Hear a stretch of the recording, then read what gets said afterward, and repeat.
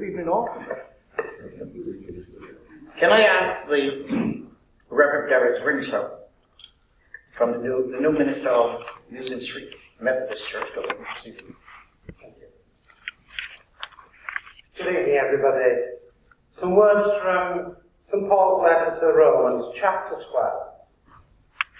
I appeal to you, therefore, brothers and sisters, by the mercies of God, to present your bodies as a living sacrifice, holy and acceptable to God, which is your spiritual worship.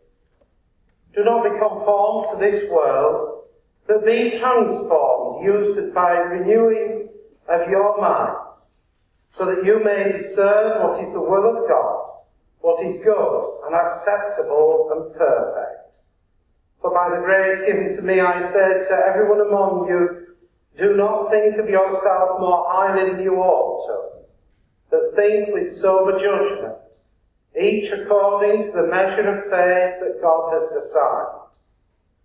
For as in one body we have many members, and not all the members have the same function, so we who are many have one body in Christ, and individually we are members one with another.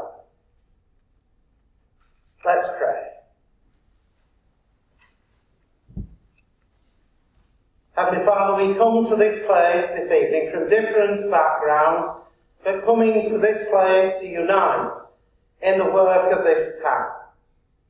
We pray that you will guide our thoughts, that you will help us to make wise decisions for the good of the people in our care. And we pray that this time may be fruitful for the work we're involved in. Amen. Amen. Thank you. Please be seated.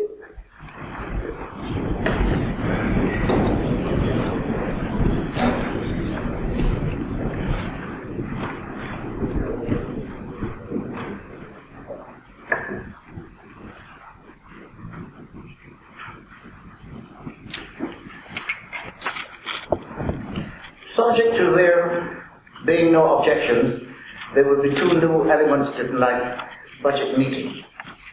Firstly, filming by Mr. Redsell. Please note that the monitoring officer, in consultation with myself, has granted permission for the meeting to be filmed and photographed. If anyone present, including members of the public, object to this being filmed, will they please indicate to Mr. Redsell now.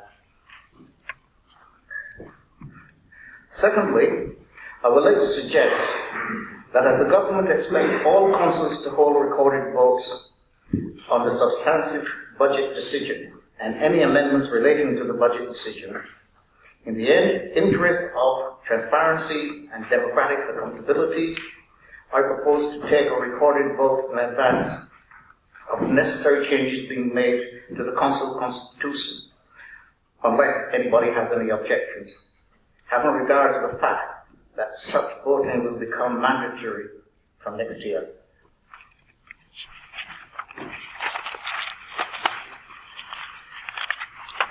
So, do you have any objections to this proposal? No? That is carried.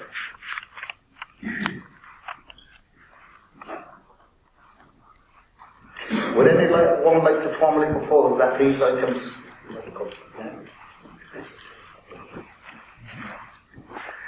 Yes, okay. Also, could I remind everyone who has a mobile phone that should be switched off or switched to silent mode while the meeting is in progress. Agenda item 1, I have received apologies from Councillor Ascension, Councillor French, Councillor Pope, Councillor Vickery, and Councillor Fern. Are there any more, please? Councillor Stubbs. Councillor Stubbs. Thank you. So, just a minute. Councillor Powell phoned me up earlier today that a friend had a fall and he thought he might get. I looked behind now to see he And Councillor Cook. Thank you. Agenda item 2, minutes. May I sign the unconfirmed minutes of the council meeting held on the 29th of January 2014 as a correct record?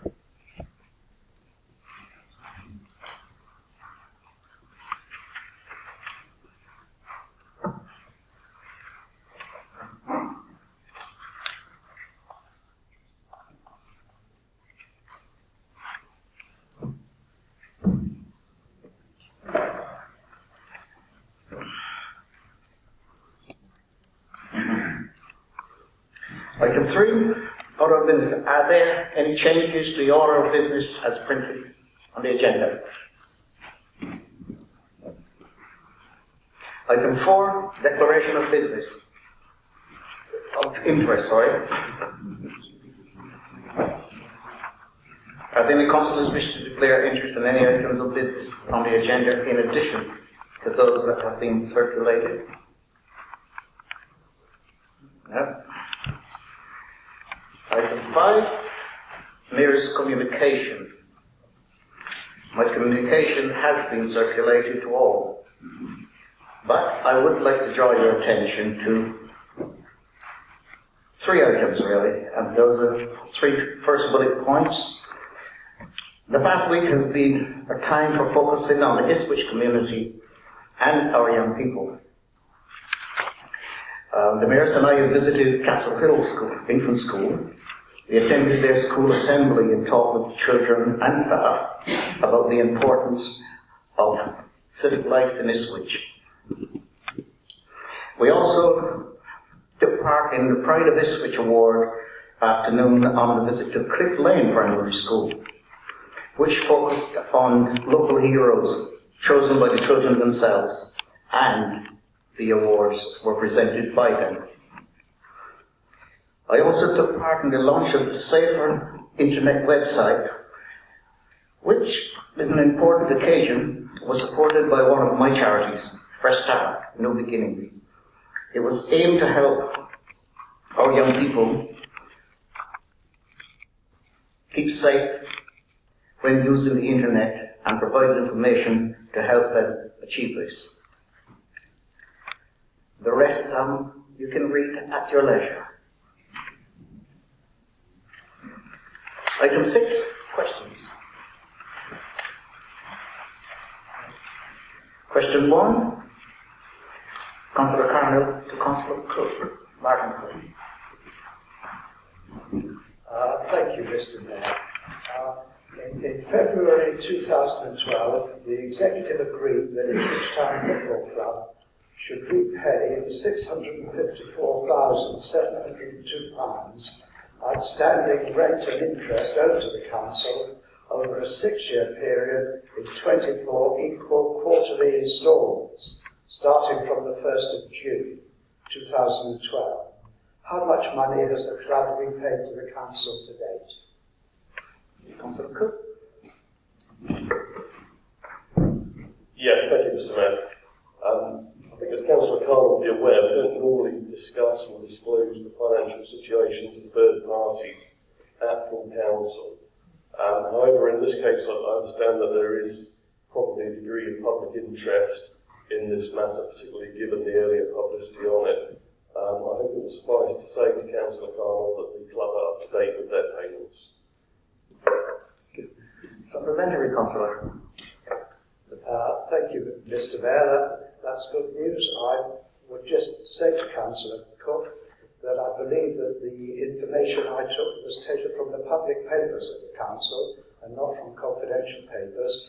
And if I may ask in my supplementary, is that it is in the current financial climate, does Councillor Cook regret that the deal with the club costs the council taxpayers of Ipswich £17,541.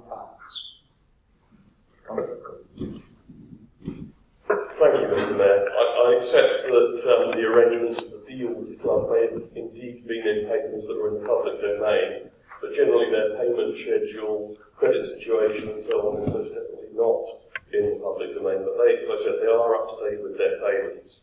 As far as the supplementary from Councillor Carnell, we have to look at what the best available deal is to the council taxpayer in such situations. If this was the real question, it might have been better directed to Councillor Ellesmere, who's the portfolio holder, whose report that was, rather than mine. But I think that was a prudent and sensible outcome, and I think it was a better deal than any that Councillor Carnell and his colleagues got to grip with during their time. Question 2, Councillor Carnell. To Councillor Smart. Thank you, Mr. Mayor. In the budget for the current year, £140,000 was included to support public transport in the town. How has that money been allocated, please? Councillor Smart. Yes, thank you, Mr. Mayor. The current commitments on this year's public transport budget amount to about £62,000 of those pounds. Roughly half of that so far has been spent on subsidising or supporting services 14, 14A, 16 and 19A, as well as the free service on the Park and Ride on Thursday evenings in December. This is in addition to historic support that we've undertaken for services 4, 4A and 38. In addition, there are a number of projects that we're supporting on the rail side in terms of our commitment to the East-West Rail Link, which is getting very close to provision now. There are also some discussions we're currently involved in with Anglia Railways, or Greater Anglia as it now is. I hope that those negotiations, the results of those can be announced in due course, but obviously they involve negotiations with third parties. Supplementary. Thank you, Mr. Mayor.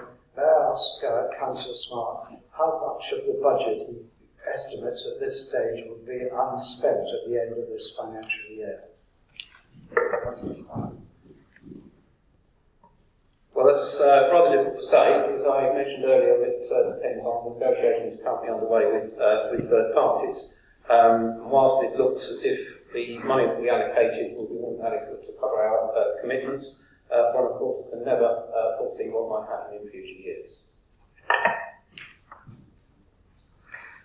Question 3, Councillor Lockington, Councillor Ellesmere. Thank you, Mr. Mayor. Are the questions asked and answers given at full council meetings still recorded and made available to the public? If not, please explain why. Councillor Ellesmere.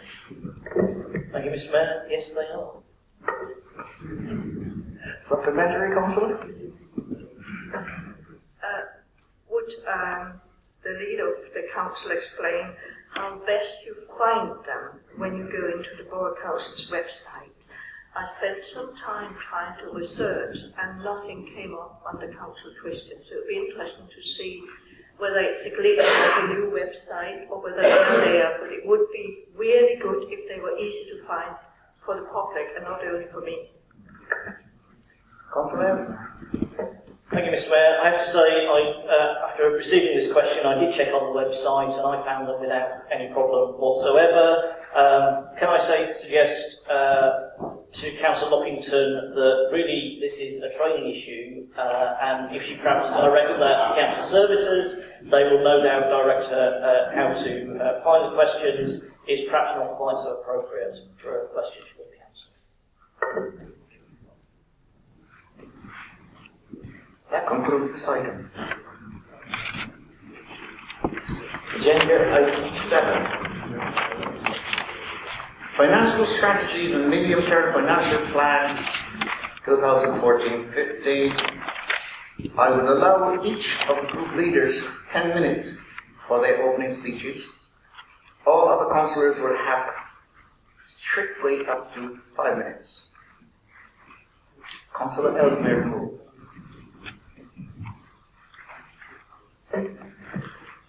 Thank you, Mr. Mayor.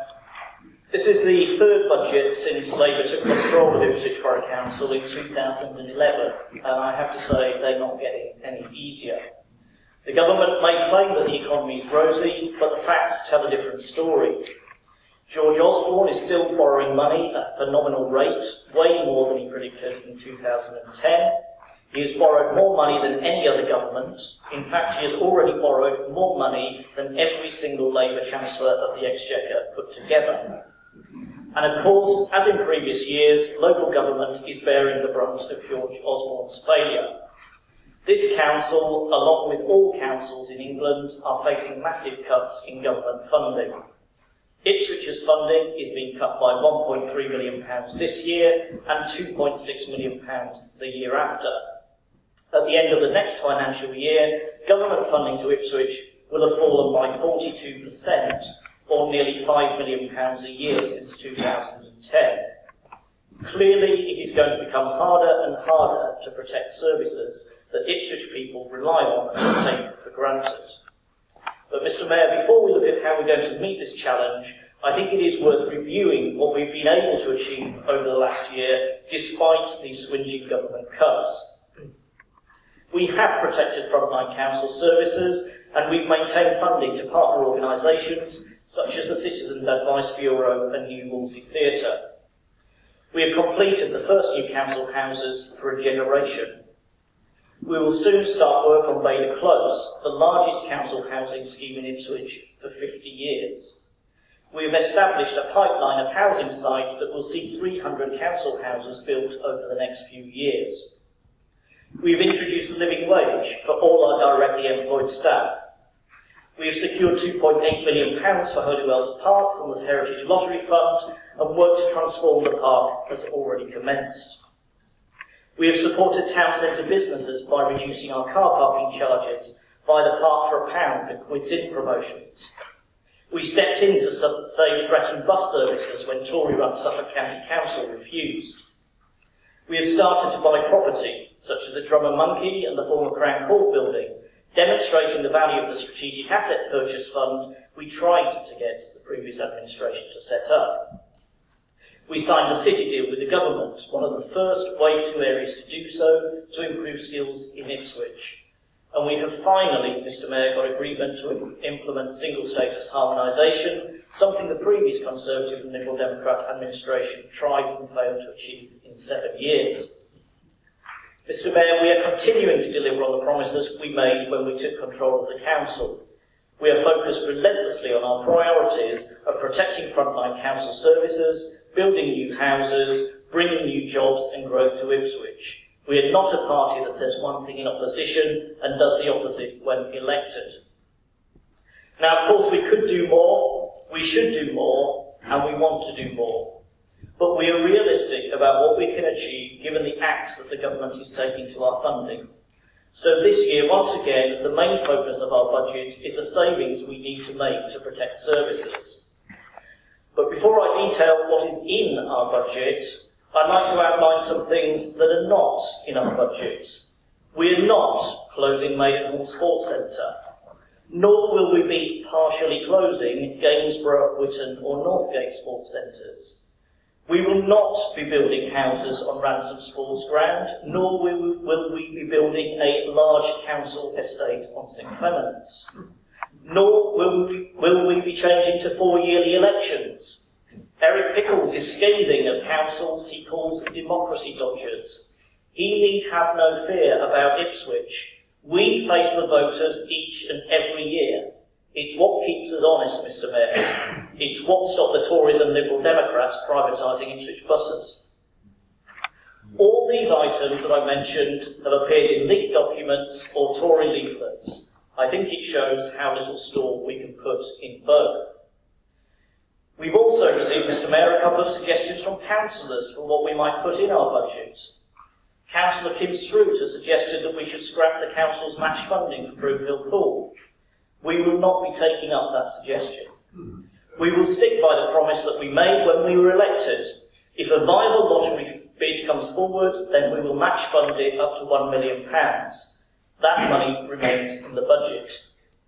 And we've had another suggestion from Conservative councillor Judy Terry.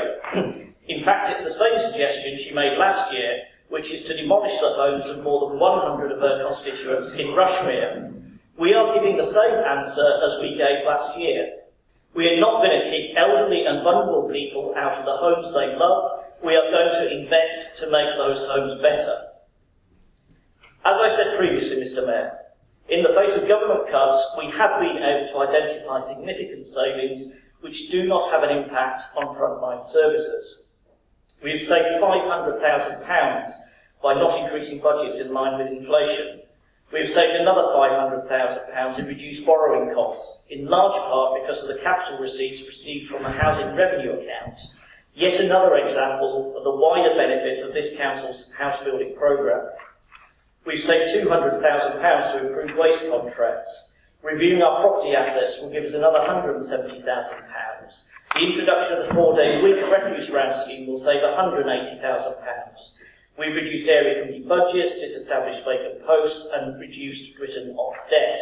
And we have modified our strategic approach to the use of council reserves.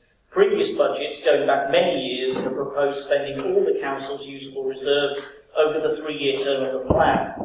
Given George Osborne's abject failure to get borrowing down, and with no end in sight to austerity, we consider it prudent to extend that period to 4 years.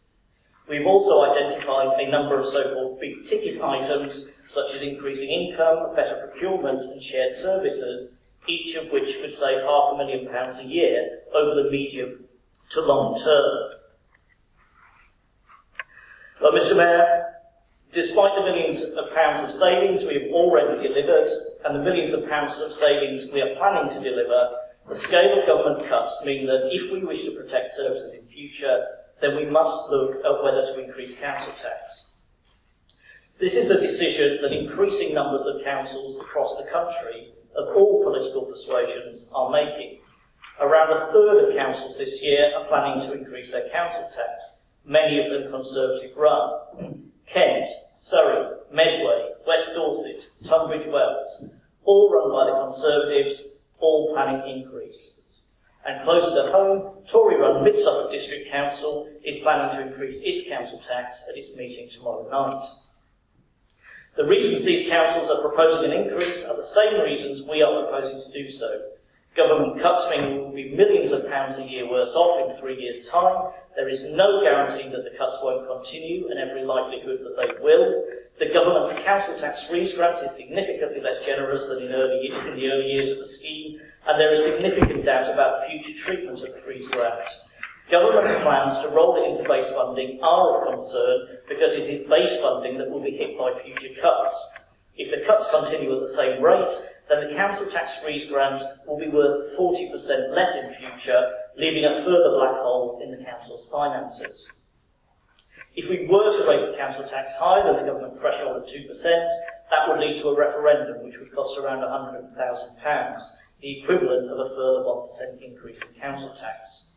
So for these reasons, Mr. Mayor, we believe it is prudent to set a council tax increase below the RPI rate of inflation and below the government's council tax referendum cap. Given the decisions by other precepting authorities in Suffolk, this would lead to an overall increase in Ipswich council tax bills of less than 0.4%. The majority of households in Ipswich will pay an extra £90 or less. The government's own figures show that even with this small increase, the average council tax increase will still be the second lowest in Suffolk.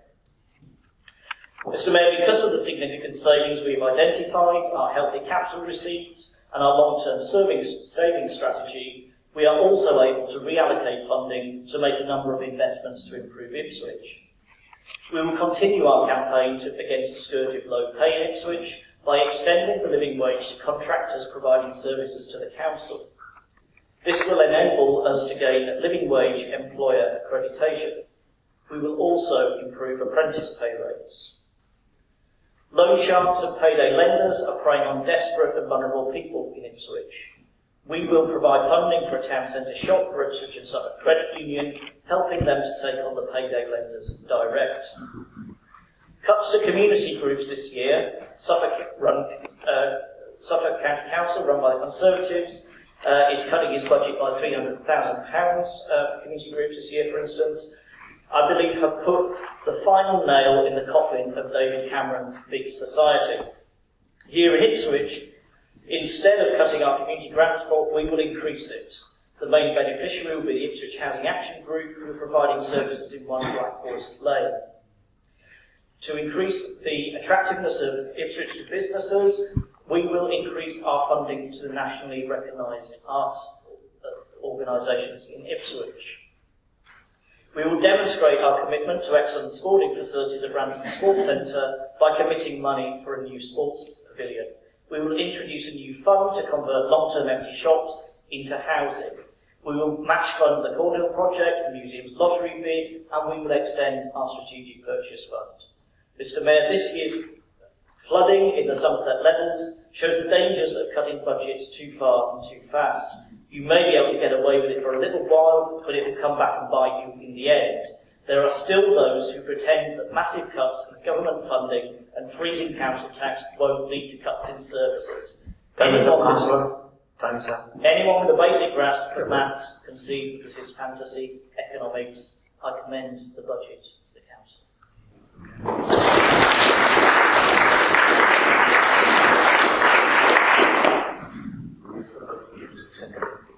Yes, thank you, Mr. Mayor. Suffering with a sore throat today, so I'll be perhaps a little briefer than normal. Mr. Mayor, just to add to what Councillor Ellesmere said, I'll begin by thanking Mr. John Hudson and his team in financial services for their support over the many months that it's taken to prepare this report. I think as all councillors will know and appreciate, this is not something that's prepared just in the last few days, but it's a combination of work that started back in the summer. There have been a number of portfolio holder working groups, appearance overview and scrutiny, consultations with staff, so on and so forth. Not to mention dealing with the many twists and turns that come from declog as we've gone through the process.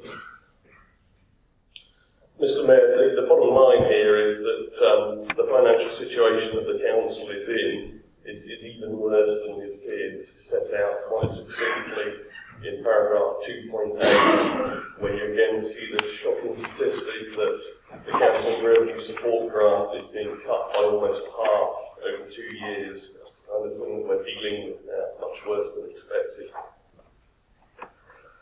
Notwithstanding that, Mr. Mayor, we have found solutions to these problems, and we have come forward with a budget which is more prudent than the one that we had last year, which is quite an achievement.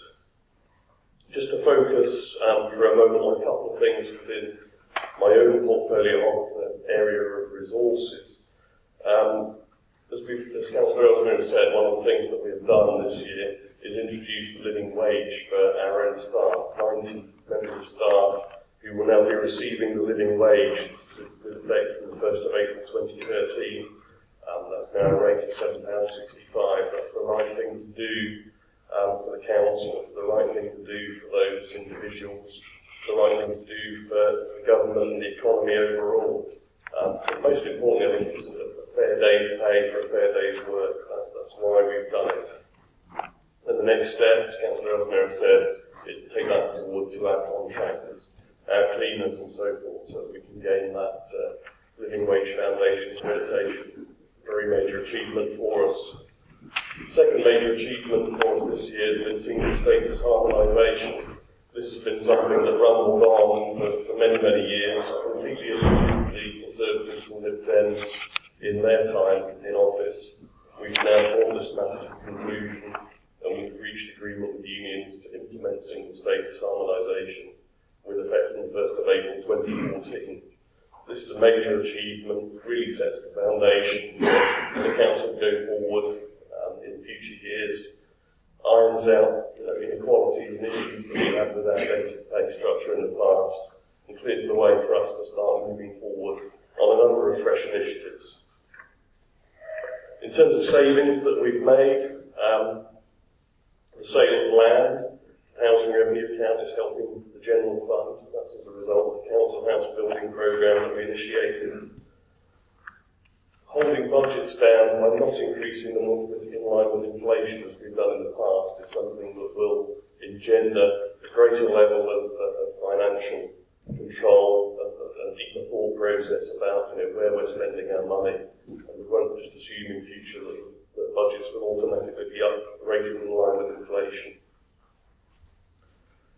We've resolved some of the damage that was done with the disastrous investments in Iceland, and we're now able to release £600,000 of the impairment reserve that was in place to cover for losses in Iceland which could have been of an unpredictable size. That's now coming under control, that situation. Further changes that we're making around disestablishing vacant posts, tidying up structures, and good housekeeping, such as reducing and recovering written off debt, even writing back debt onto our books where we chase it down quite vigorously, will help to produce the savings that we need. However, Mr. Mayor, even with all of that, we've got a significant problem on our hands. As Councillor Ellesmere has said, we will have £1.6 million worth of usable reserves remaining at the end of the planned period, but we will also have an underlying budget gap of about £3.5 million to spend. And that's why the big ticket items that are set out in 3.36 and 3.37 are so important. And I'll mention in particular one around voluntary severance and voluntary redundancy, whereby we hope to enable some staff whom it is a benefit to potentially leave the council with terms, and for us to make a saving over the longer term. That's one thing that we're looking at. And also our investment strategy, where we'll look at ways of generating income higher than what we would get in banks, maybe by investing in solar PV or other projects. So, Mr. Mayor, I think that's probably about all I've got time for, and I'll wrap up there and commend the report to Council. Thank you.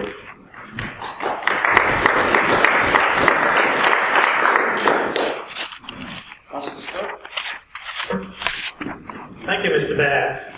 It's interesting to hear that the SHH problem has been cracked at last. If it were so easy for Labour to do it, one wonders why in their previous administration they didn't manage to get it out of the way before we took power. Let's look at the problem. There is a limit to what you can do by way of cuts before you end up cutting services. Now that seems to me self-evident, and there's a pressing need not for cuts but for more income. And that's not the sort of thing that's being looked at in this particular budget. I have tabled an amendment which I wish to move, and it basically focuses on 3 points.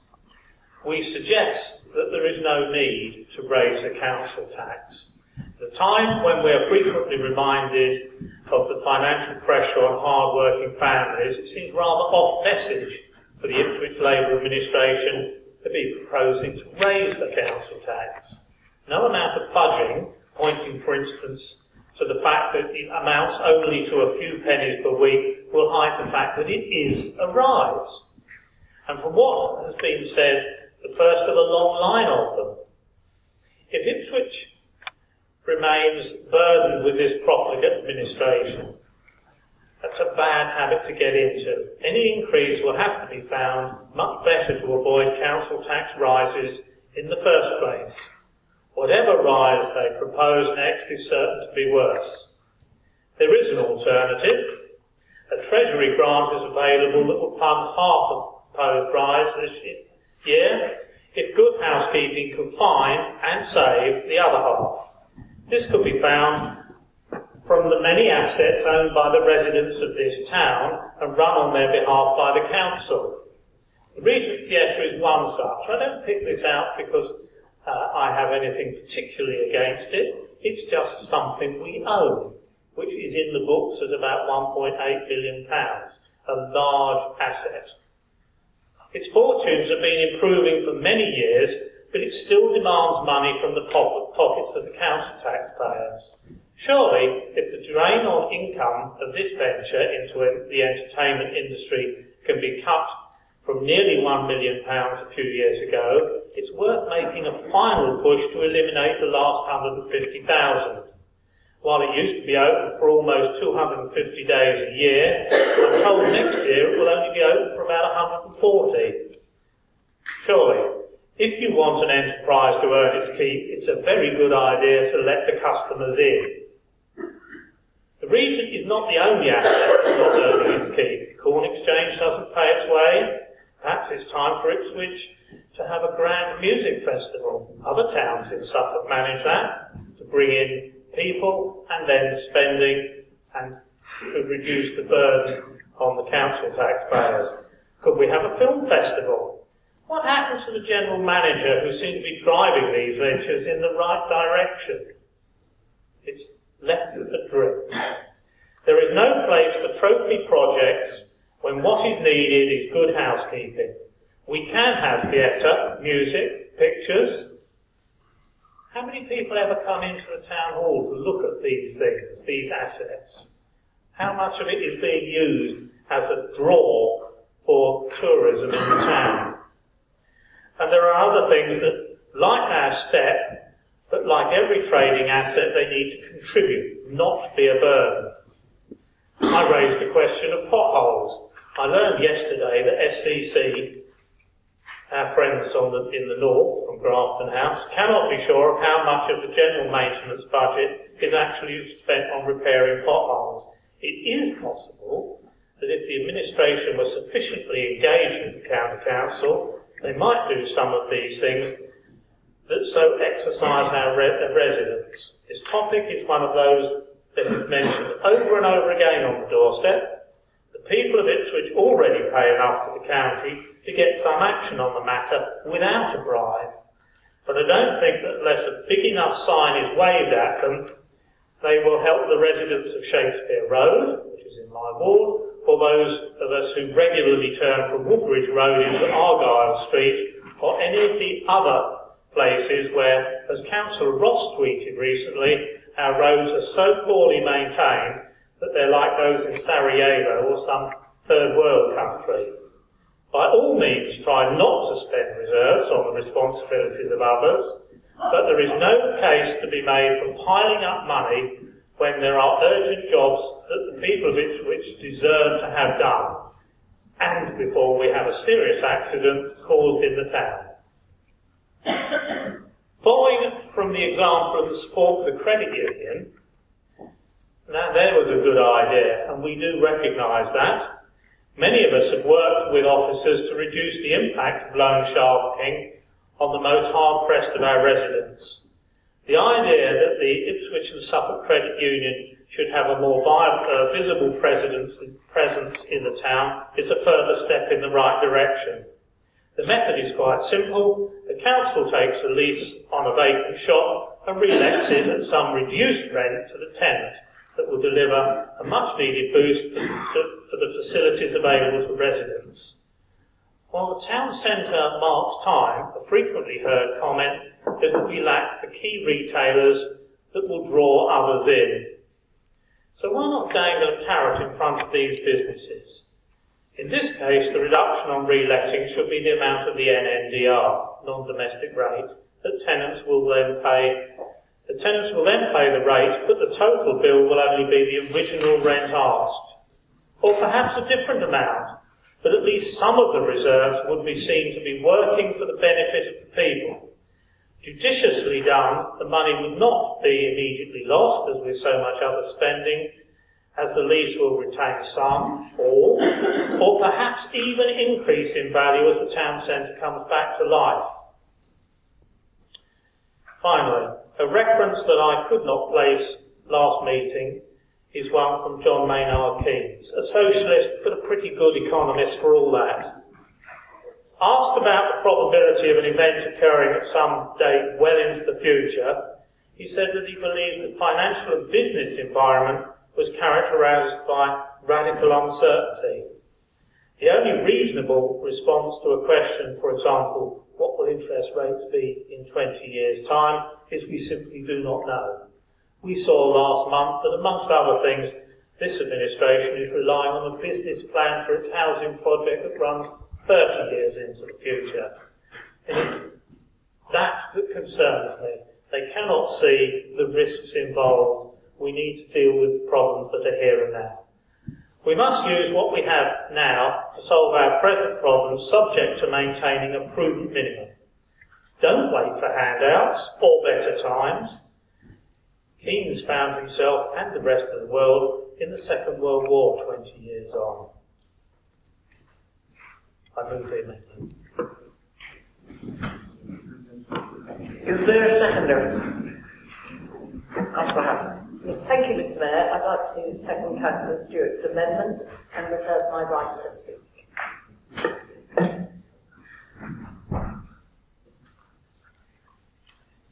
We will now debate the amendment.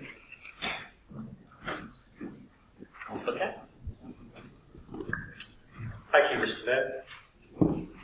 It is regret that the Liberal Democrat group will not be supporting the Conservative amendment today. There is much that is laudable in that and that is laudable in the budget, and I'll come to that when I talk to the budget later. We agree that council tax should only be raised by 0%. This council, like many other organisations, government bodies and businesses up and down the country, does its bit for austerity and not to raise the costs for people and its consumers. We also agree with the ideas regarding an NDR and improving prospects in the town centre. However, there are two main areas we do disagree with. Councillor Stewart correctly identifies that there is an issue with the Regent. The diagnosis is not good. It has had many years of success, and that's particularly down to Councillor Terry over the years, taking it from a position where it was costing the council over £600,000 a year to run, to subsidise dark nights, to a position where it was costing considerably less than that, about a third. And now, since the Labour administration has taken on, the number of dark nights is going up, and therefore the cost of the Regent is going up. So that diagnosis that the Regent is in trouble is what I agree with. However, I fear that Councillor Stewart in this amendment is prescribing poison, whereas he should be prescribing medicine. Trying to get another £90,000 out of the Regent and the state it is in at the moment in order to pay for the budget is not the right way of doing it, I believe. It should be invested in the Regent, curing whatever ills there are, and ensuring that the management is right to ensure that the number of dark nights is reduced, the number of customers increases, its burden on the council therefore decreases. We should not be making it a plank of a budget that it must provide £90,000 of revenue irrespective of whether it has customers or not. Potholes. I think we'd all agree that there are plenty of potholes in Ipswich and something should be done about it. But it is not the Borough Council's responsibility to do that. It is the County Council's responsibility to do that, and Councillor Stewart's colleagues there. We have enough problems of our own, as Councillors Ellesmere and Cook have outlined. The last thing we need to be doing is to pay somebody else's problems.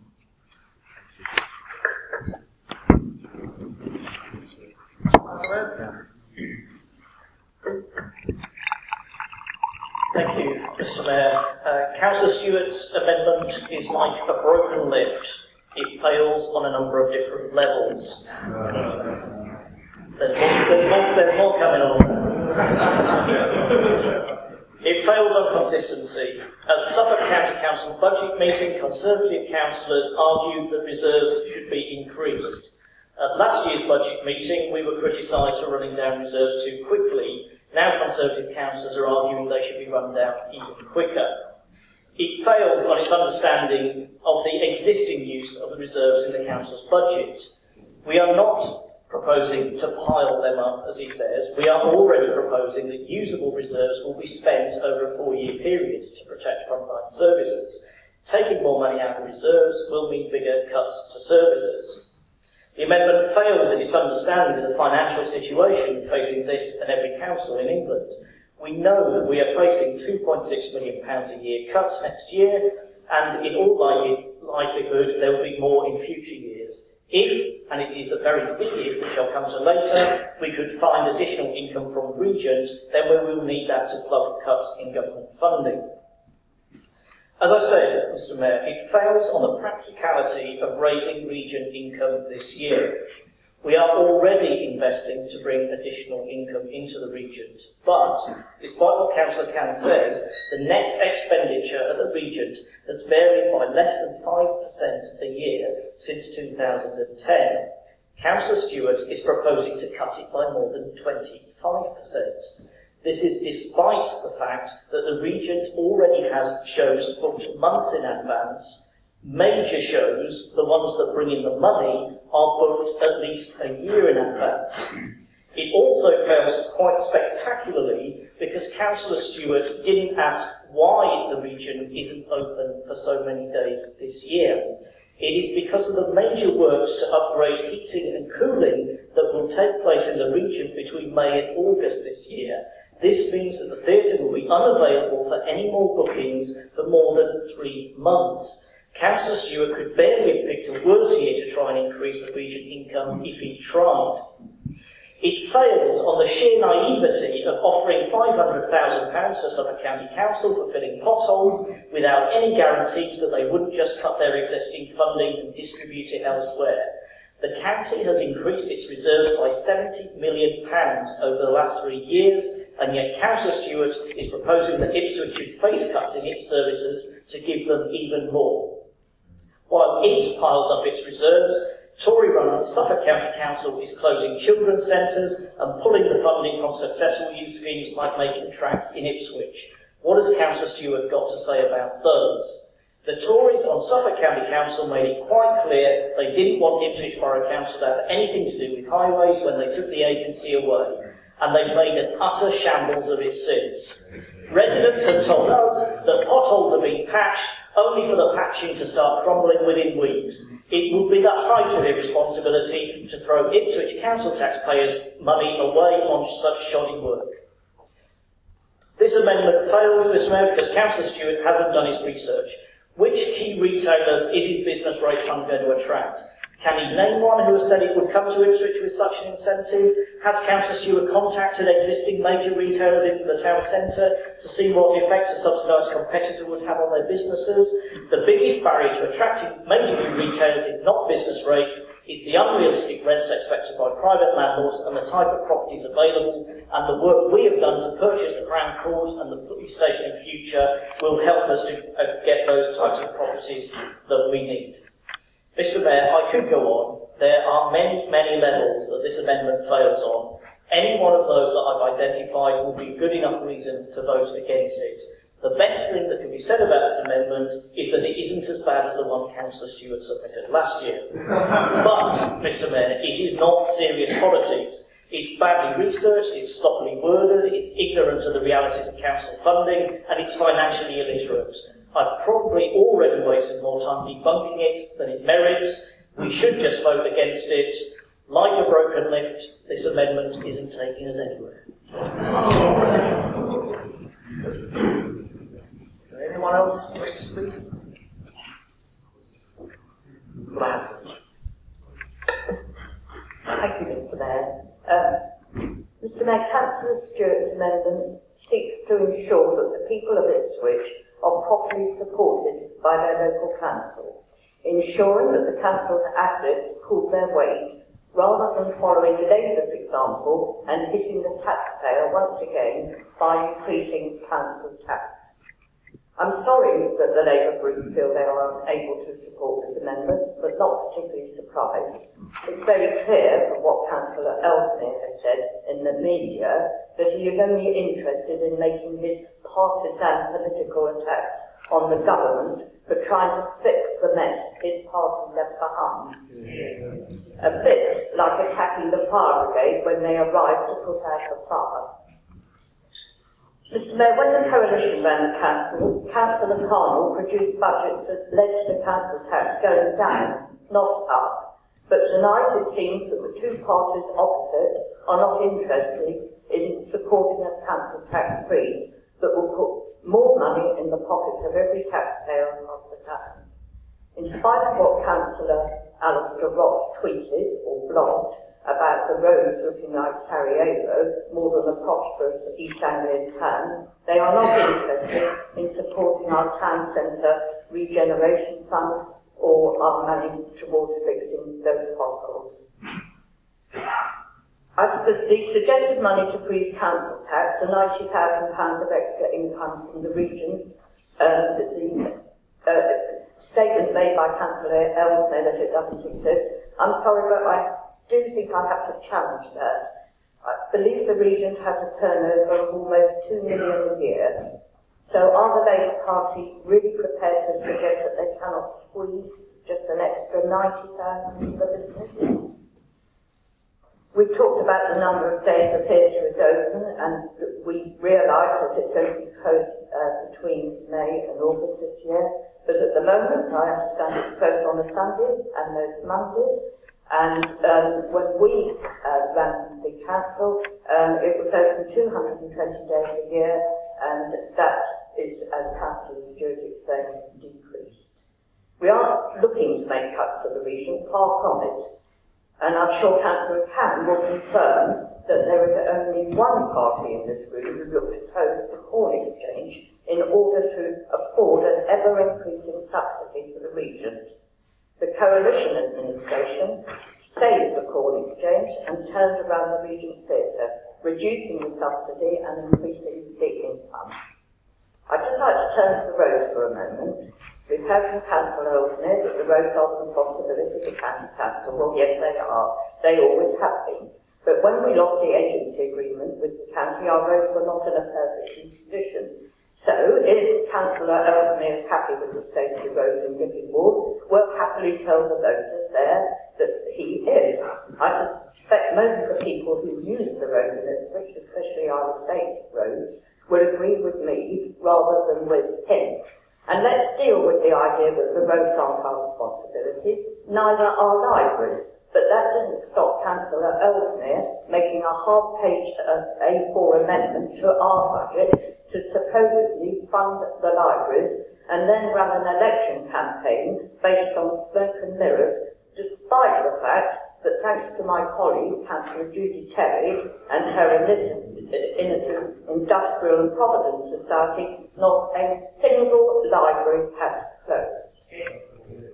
I was disappointed that the proposal for the Town Centre Regeneration Fund has been made to look stupid by Councillor Ellesmere. It was, after all, the idea of our Member of Parliament, Ben Gunner, followed by this Labour group when they subsidised the rent for the credit union. All we are doing is taking a policy they have already introduced to a natural conclusion, attracting top-name stores to the town, similar to when our administration attracted John Lewis and Waitrose to the town, not to mention the 70 million Tesco investment that Labour managed to scare away. So, Mr Mayor, in summary, we have a proposal from the Conservatives that will leave more money in the pockets of the residents of the town, money they can spend in shops attracted to the town by our Town Centre Regeneration Fund, having driven on roads fixed by our Roads Maintenance Fund.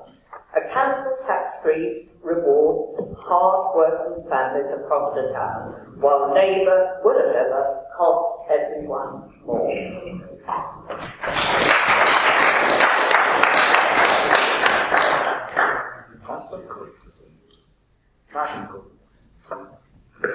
Yes, thank you, Mr. Mayor.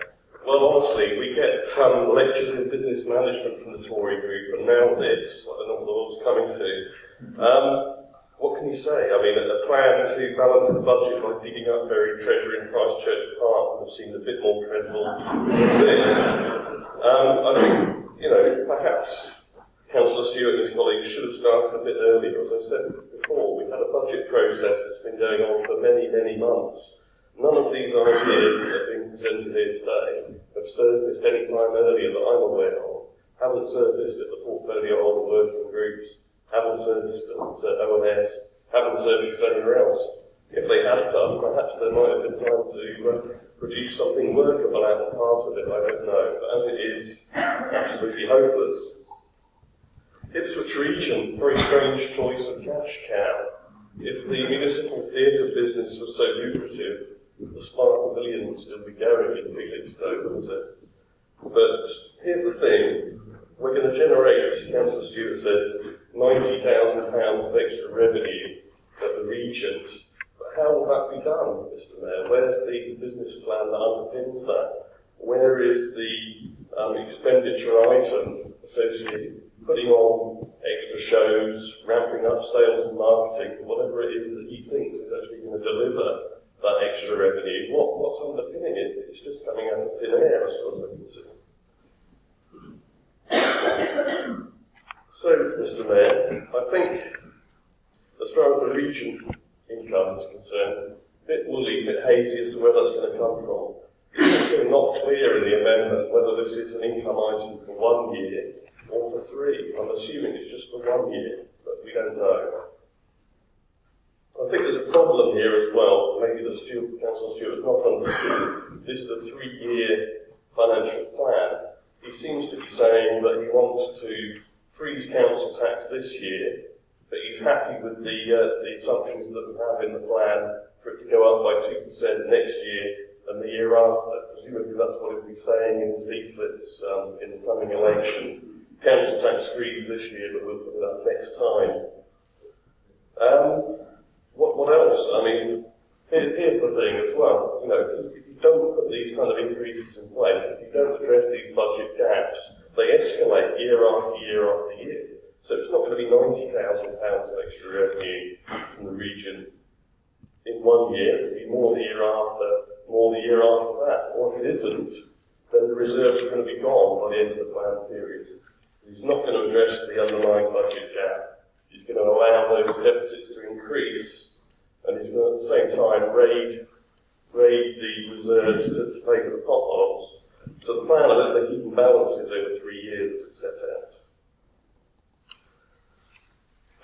Councillor Harrison said it had been made to look stupid. I mean, I think it was stupid in the first place. It didn't need a great deal of help from anyone.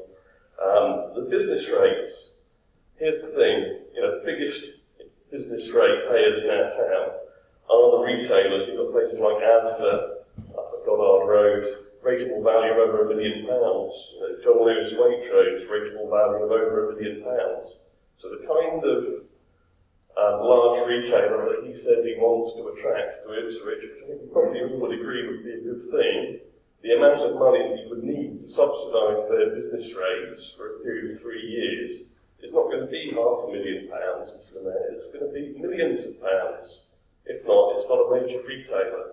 And is this something for the town centre, or is it anywhere in the town? None of these things have been worked through, Mr Mayor. So I think, you know, as far as I'm concerned, can't see much to recommend in the amendments. I'll be voting against it. Anyone else? Councillor Stewart. Well, Mr Mayor, as the Governor of the Children's Centre, I can tell the Labour group that the people who run those places are working extremely hard to make sure that minor changes in their budgets will be taken on board, dealt with, and the children's centres will be more efficient and deliver a better service than they do now, even though in our case we're already rated as excellent. It's not a problem. We can cope. That's the bit that's missing. Ipswich has time, it has talent, it has experience. It's not being used. What I'm trying to do is to persuade the council, the administration, that it is for us to solve our own problems.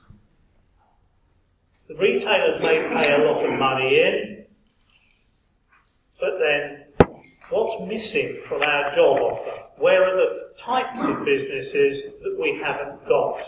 Businesses other than retail, other than the nighttime economy, which will still pay non-domestic rates.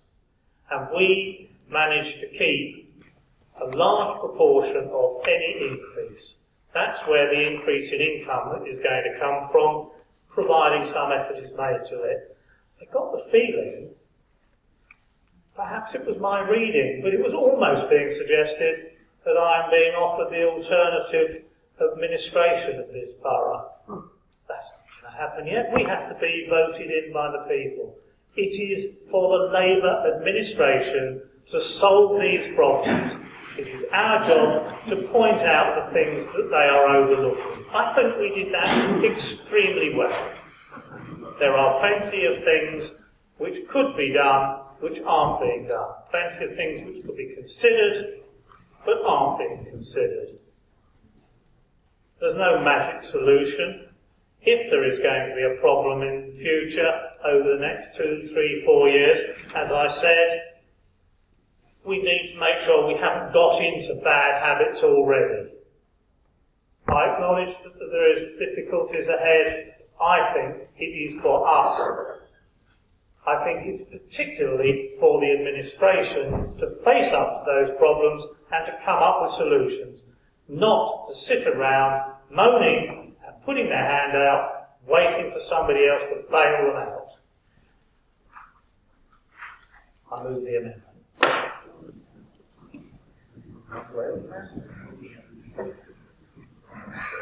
Thank you, Mr. Mayor. I think Councillor Stewart's summing up was possibly even more removed from reality than his amendment. If I could just address a number of misconceptions. I mean, Councillor Harson talked about the expenditure and income of the regions.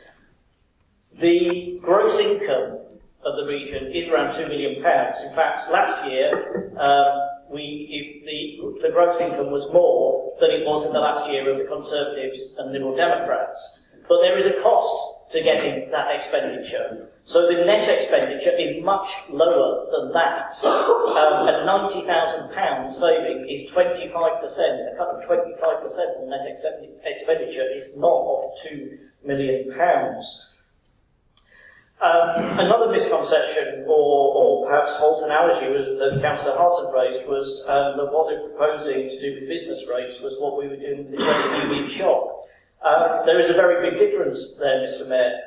We have provided the rent so that the credit union can move into the town centre so that it can take on the payday lenders.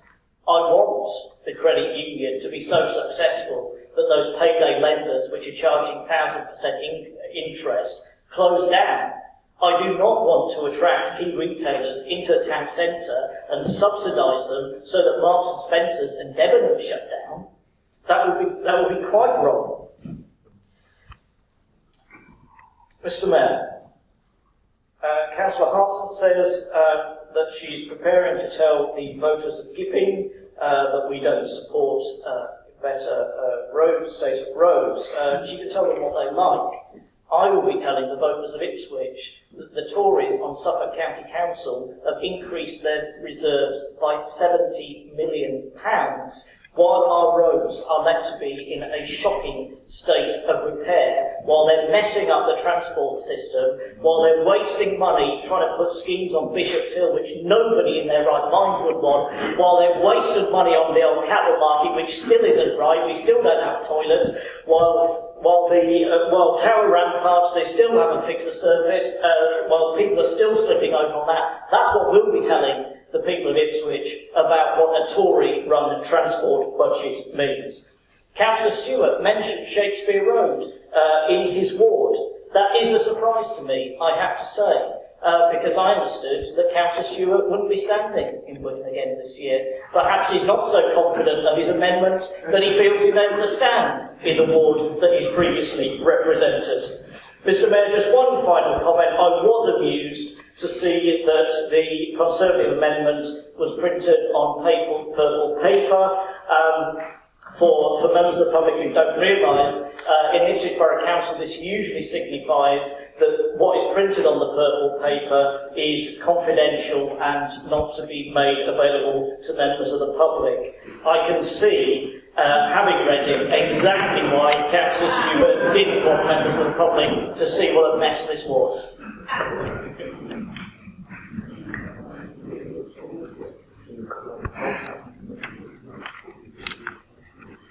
We will now conduct a recorded vote.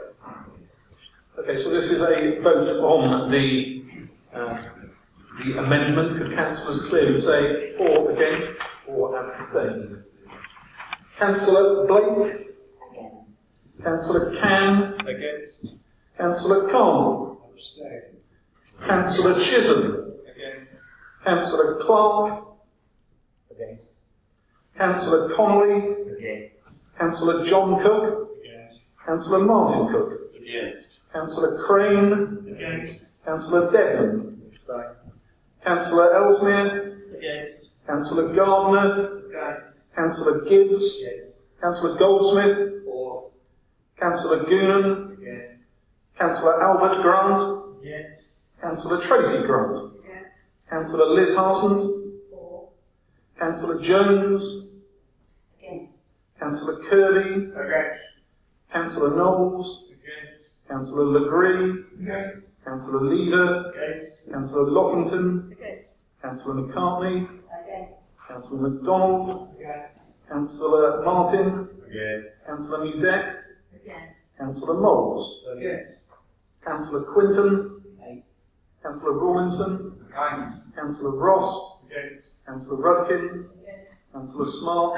Against. Councillor Chris Stewart? For. Councillor Pam Stewart? For. Councillor Stimpson? Against. Councillor Struth? Abstain. Councillor Terry? Abstain. Councillor Wright? Against. Councillor Young? For. That concludes the vote.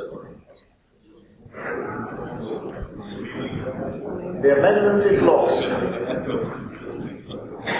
We will now continue the debate on the substantive motion.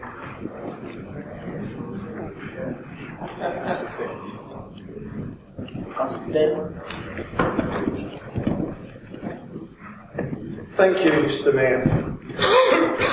I certainly won't be voting for this budget, and was it one of the reasons for it is the fact that the budget for area forums, which I'm very passionate about, is going to be reduced to £9,000 per year. This represents a 40% decrease in spending for residents in Holywells, Priory and Gainsborough, or the South East, all hard-working residents.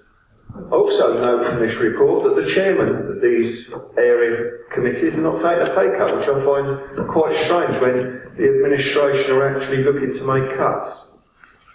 We're then being hit by a 3% increase in fees and charges. You know, so if we want people to exercise or even die, it's going to be a 3% increase. Was it on something that I'm actually quite passionate about, and that is sport? Was it the amount of people taking part, certainly in football, was it adult football, is actually decreasing, and it is something that nationally is happening, and obviously hard-working, authorities are trying to get people to get back into sport, exercise and all that, so why increase? I think this is very short-sighted. We're also seeing a 5 to 6% rise in council rents for people living in council houses, a 2% increase in rates. And then in this budget we're talking about providing funding for ransoms, which I believe, to get up to spec, needs in excess of £1 million spent on it. I actually cannot see, ransoms actually opening, which I think is very, very sad indeed, because the facilities there were the finest in the county, and you only have to look at how the sports centres have declined over the past few years to see that we are making a bad effort in what we're doing. We're then talking about increases in funding for council events. I agree with providing funding for council events, but what about sponsorship? What about making them self-funding? It's something that I don't think the pre-body current administration believe in. Was it one piece of good news is that the people in Ipswich are taking up allotments, which I think is brilliant, although it seems to me that the dialogue with these people seems to be off the radar of the present administration. What can residents of Holywells and the South East look forward to in the next 12 months? I'll tell you. 40% decrease in money available to spend on community needs, which I find is appalling. Was it a 5 to 9% increase in rates and fees and charges, and a town rundown due to years of poor decisions by Labour?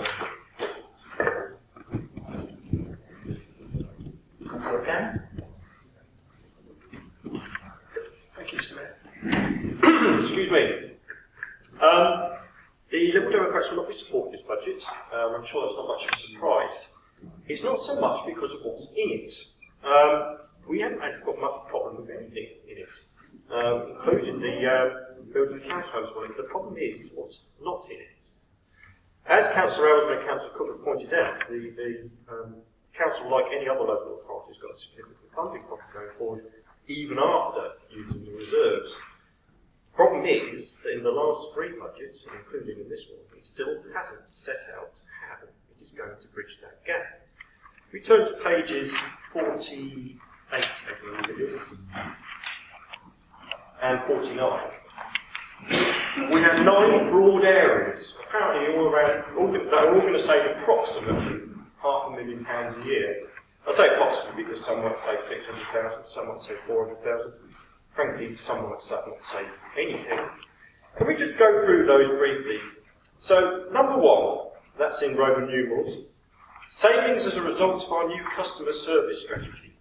Absolutely no detail at all about how it's going to save any money. And this is from the people that just criticised Chris Stewart for putting an amendment together that didn't have any detail. Procurement savings. Again, we're supposed to believe this is going to be approximately £500,000. No indication of how we're actually going to save that money. No indication in the last 3 years they've got anything near it.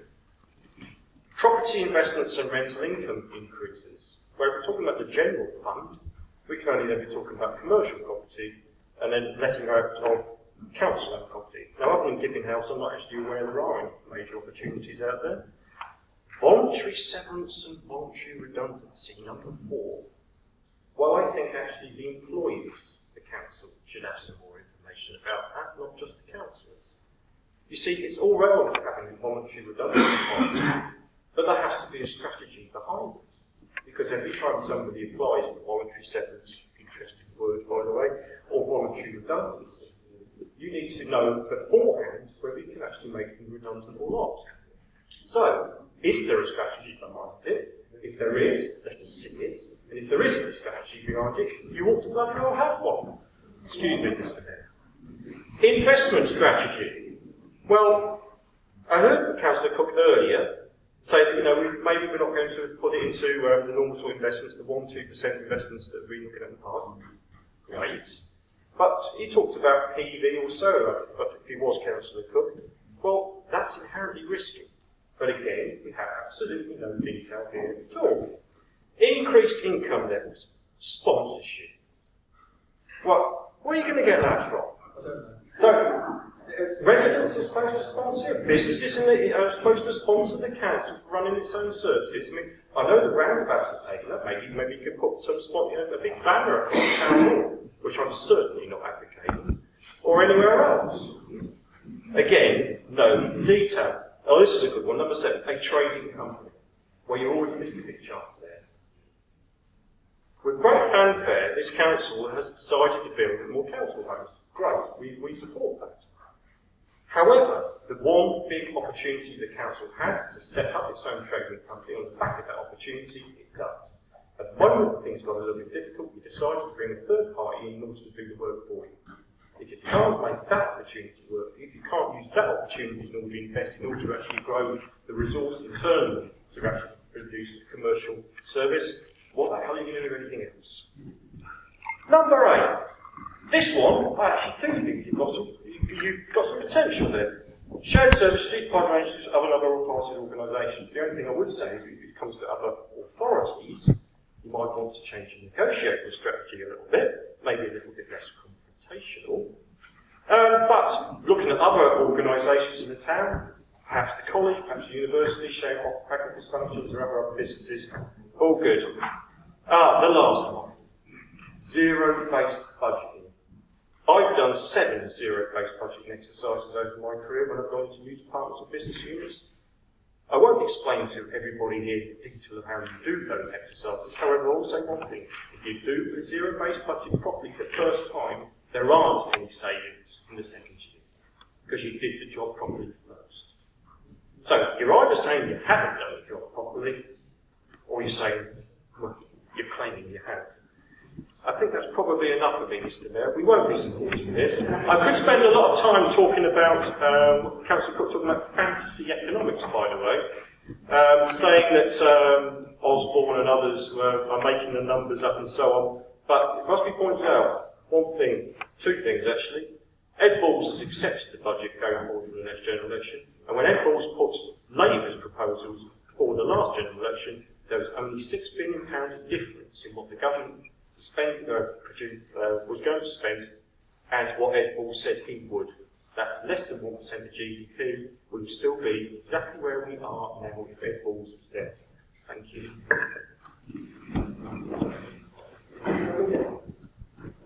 Thank you, Mr. Mayor. Before I move on to the main points I want to make, I'd just like to flag up to Councillor Can that if you read page 47 of the document, it would say that all those things he's just mentioned are for beyond the 3-year plan. There's plenty of time to work out the detail yet, so leave let it worry him. This budget shows the administration's commitment to the voluntary and community sector in Ipswich, standing with them shoulder to shoulder and not turning our back on them in what is a very difficult time for that sector. It's at a time when the majority of local authorities around the country are making disproportionate cuts to their local BCS groups. Ipswich Borough Council is increasing funding. We're investing in our communities. Signing new 3-year agreements with services such as IHAG and Ipswich CAB is not only good social policy, it's good financial sense. Investing now so that the council doesn't get hit by the spiralling costs of lost opportunity further down the road. On support for the BCS, the line between the Tory-run County Council and a Labour-run Borough Council is stark. They cut, we invest. This administration was elected on a manifesto of protecting the BCS. We've increased funding for it. We've pledged to add to the 3-year agreements to give local groups the stability they crave. This budget just does that, and I'm proud to support it. Councillor Smith.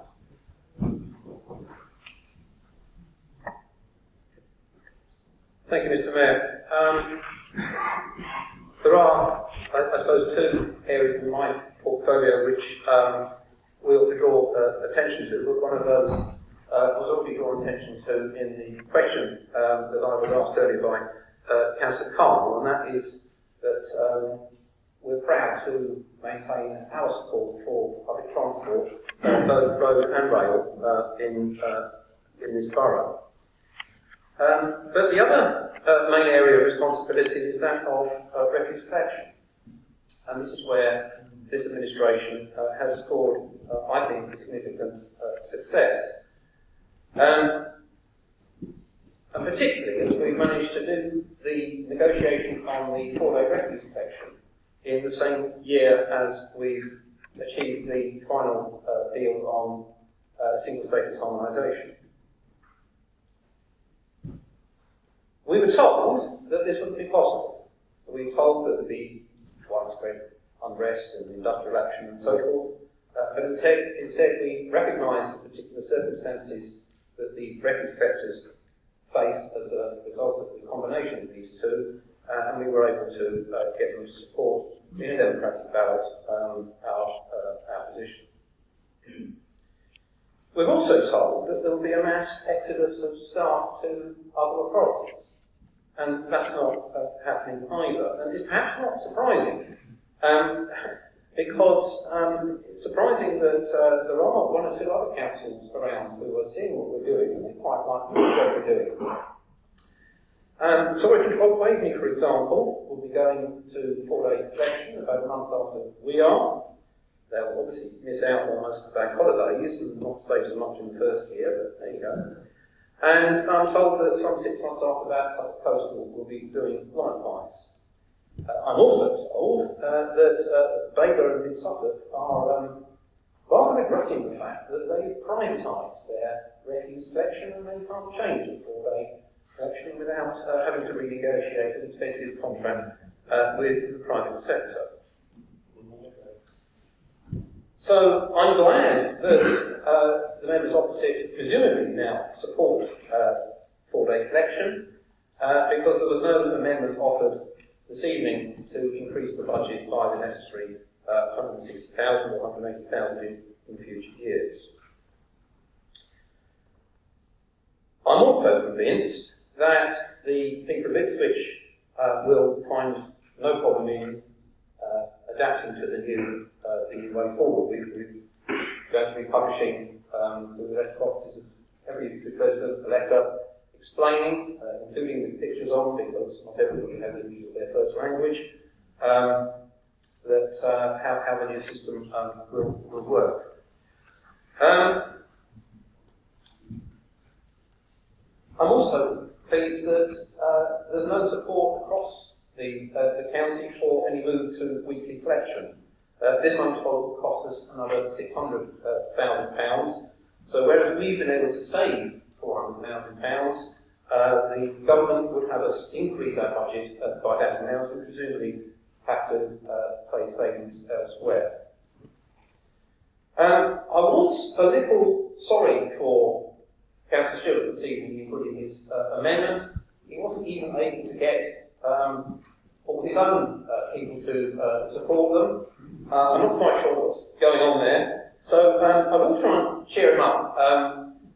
First of all, I have to say there is one thing he did say in his speech which made me smile, and which I found myself in a certain measure of agreement with, and that's what he had to say about financial forecasting and how difficult it is to forecast several years out. I read somewhere recently that financial forecasting or economic forecasting was invented in order to make astrology sound respectable.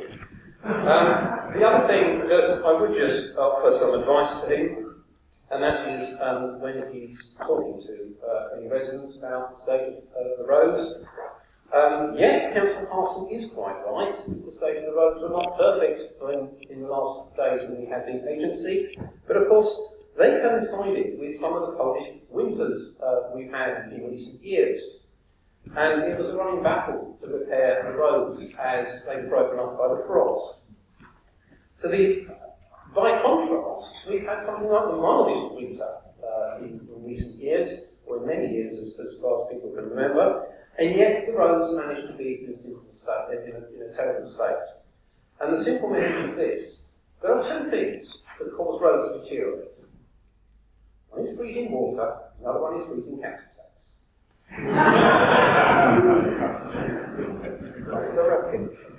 Thank you, Mr. Mayor. I too will be brief, like Councillor Cook. I speak from Hospital Corner, but there you go. I'm pleased that the Conservative group are now filling 2 tables. Unlike the last meeting, clearly necessary now that they can't actually all vote for their own amendment, but there you go.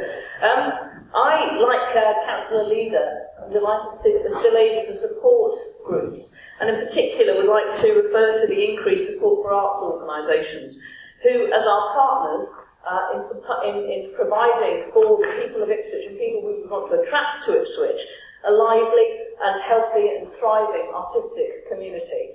And I know how pleased they are that we are able to find some extra resource to support them, and very much to be guided by them as to what we want. We don't want to dictate to them what we need to do. This is very much a dialogue with them about what we provide for people, and in particular the aspirations that we have for our young people, who appear to be sadly being let down by the County Council's education service at the moment. What we can do through our museum service and our arts provision to make up some of that gap, we were pleased to do. And the other point I'd like to make, you'll see that above the Deputy Mayor's head there's a rather splendid picture that is, turn around there, there is actually a picture which is covering an area of plaster that has needed some attention for some while. I've sat here in many a meeting and pondered what I could do about it, and that picture is a temporary solution. And that's the point. It's a temporary solution. We do need to do some more work on this building to make sure that it is up to scratch, and that actually we can host events here to the standard that we would want. So I am delighted that we've got some money to do that, and that we're also able to do the works at the region that have already been referred to, and at the mansion as well. It's important that we keep our bands and resources looking good so that people will want to come. And thank you, I've made that. I can't actually believe I've done that, but I have. Councillor Harrison. Thank you, Mr. Mayor.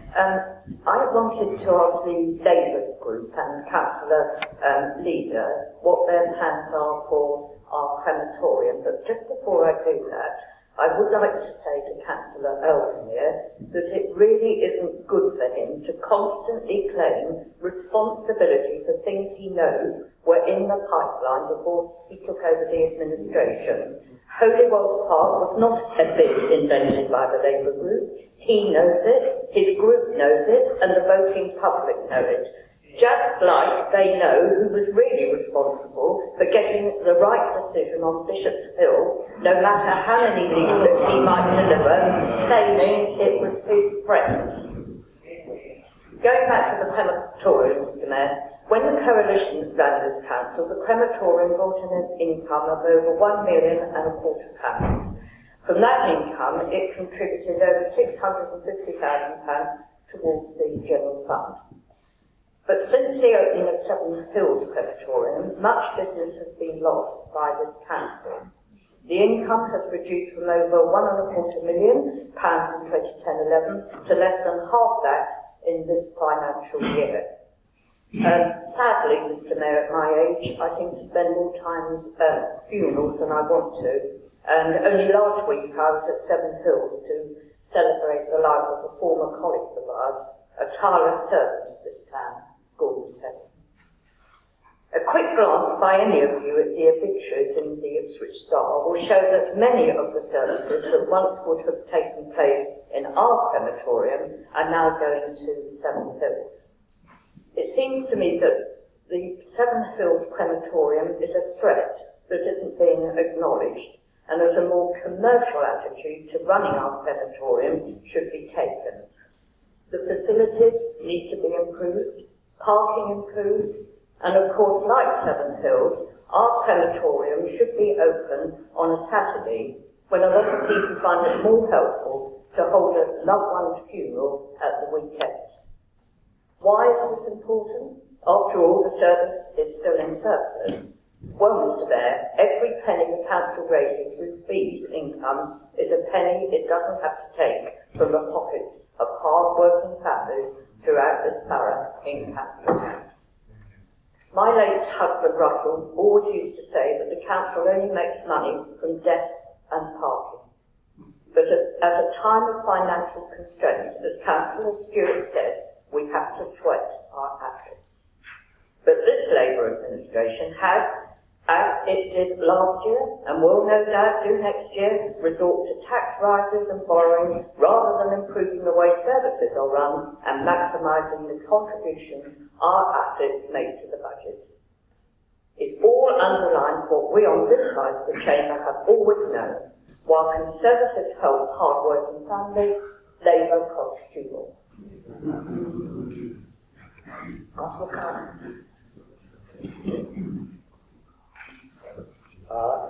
Thank you, Mr. Mayor. At the outset, I would like to say how surprised I was that the budget wasn't presented by Councillor Cook as the finance portfolio holder. I could only assume that he doesn't have the full confidence of the leader of the administration.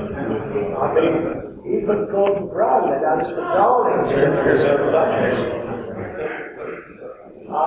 Perhaps I can move on to the cost of living crisis.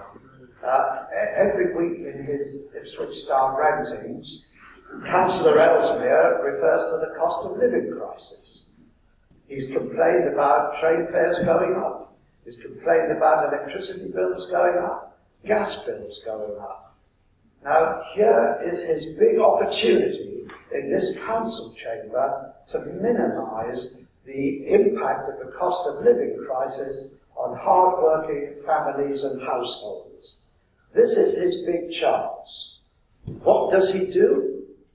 Council tax up by 1.99%, carefully below the government's line for a referendum, because he knows he wouldn't win the referendum. He is a democracy dodger in that sense. Secondly, council house rents up by 5.5%. Council fees and charges up by 3%. And finally, even taxi fares are going up by 2.6%, have gone up by 2.6%. All these increases have been above inflation.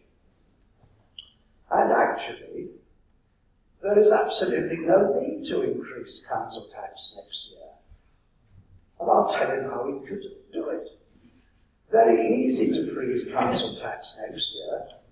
Go for the government council tax freeze grant, about £130,000, and the other £90,000 that he needs to freeze council tax. I'll tell him how he can get it. He can cut out 2 portfolio holders' allowances. He can cut out the allowances paid to the chairman of the area committees. That will save £40,000. And he can cut out 6 editions of the Angle, his local propaganda shoot, which would save £20,000. So, quite honestly, there is absolutely no need to put up council tax by 1.99%. It can be frozen quite easily along the lines that I have suggested.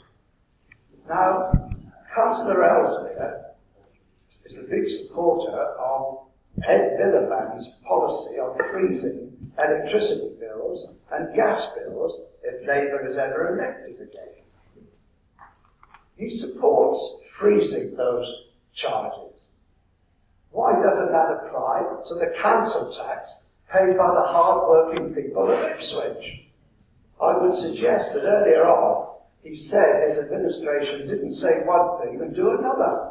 Well, I'm sorry, but Councillor Ellesmere says one thing in the Ipswich Star and does another in the council chamber here. Mr. Mayor, I'd just like to make 3 other points. The first one covers the government grant. I think that on page 41, we are told that the SFA for this borough has been cut by 14%. Correct. But of course, what is left out from the table on page 41 is the new homes bonus, which will bring in over £1.5 million to this council next year. And the overall impact is that the spending power of this council is reduced by 3%, not the 14% that the administration wishes to publicise. And I think, in the current financial situation, with a 3% cut in spending power, it is not impossible by any means to freeze the council tax and help the hard-working council taxpayers of Ipswich. Second point concerns single status harmonisation. I won't go into great detail about that, only to say that if the administration had introduced this 2 years ago on the basis of the agreement that the previous administration had made with the local branch of Unison, £630,000 would have been saved. And that £630,000 would now be available to keep council tax down. And finally, Mr. Mayor, my third point is if you look in the papers that we've had, Labour hasn't changed its spots. It's already moving along the road of more spending, more borrowing and more debt. And I can quote from the report in the names of Councillor Ellesmere and Councillor Cook. Paragraph 322. A large part of the funding for the programmes will be sourced from borrowing, which does have a knock-on impact on the revenue budget due to the need for repayments. So, Mr. Mayor, we are moving towards the good old Labour approach. Let us spend other people's money, let us borrow more money, let us get into more debt. I think it's a very bleak future for the council taxpayers of Ipswich. Thank you, Mr. Mayor. I must confess that I'm mystified by Councillor Connell, not for the first time, I can't think why his advice on amending our budget wasn't shared with his group leader, which might have been useful. It's fairly pointless sharing that advice with us, I'd suggest. In support of the budget, Mr. Mayor, I'd like to draw attention to 4 development projects. They're important in different ways to the future of the town. One of them is this. This year we adopted the local list supplementary planning document, and this lists over 600 existing and often old buildings which Ipswich people value, but which would fail to get protection under the National Listed Buildings Scheme. And I'm very pleased that we managed to do this. It was quite a long process that I wanted to do since I came on the council, and found that I could not save 2 Victorian buildings in my own ward, which were demolished. And this is a way of preserving our town's history as embodied in what might seem very ordinary houses, schools, shops and pubs for the future, for future generations in Ipswich.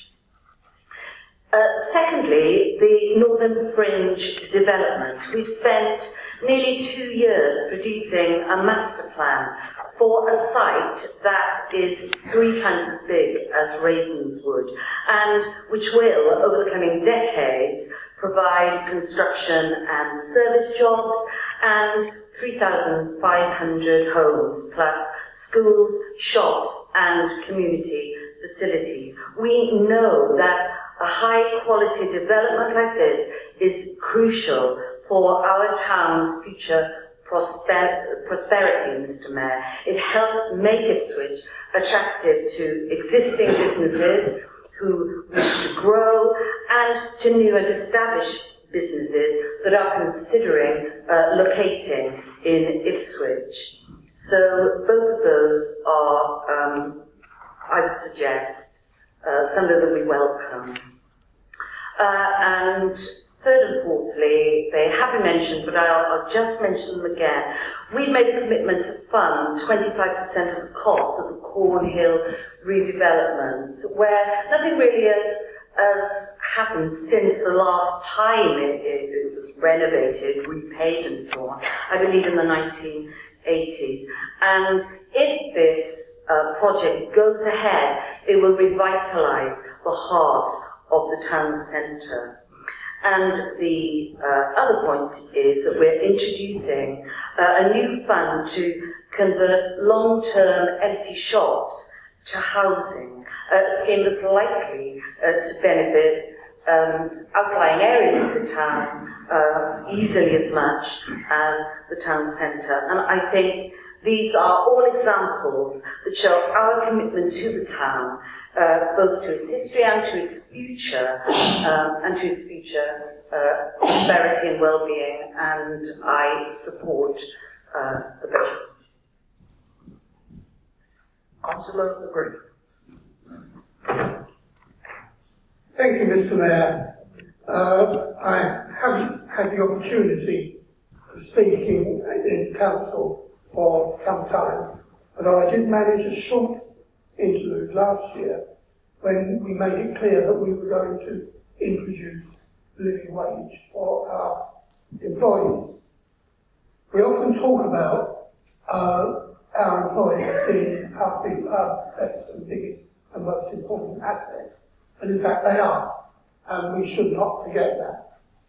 But this year, within the budget, just tucked away as a bullet point on page 43, is that we're going to go, quite rightly, for full accreditation for the living wage. That means some quite serious impacts on our executive in ensuring that our contractors stay on board, because it will be essential to gain accreditation that it is not just our direct employees, but those people on the council, on council jobs should be paid for living wage. And also tucked away in the same paragraph is something that one of our members and many of our members have been saying for a long, long time. We really, really should do something about our apprenticeship and our apprentices and ensure that their pay is augmented somewhere, hopefully, well above the statutory minimum, which is what we have been paying. It's a small contribution, but I think it is a very, very good contribution, and it shows, I believe, in a manner that this council is in good hands, that it thinks of its employees, who are its most important asset, and long may that be known. Thank you.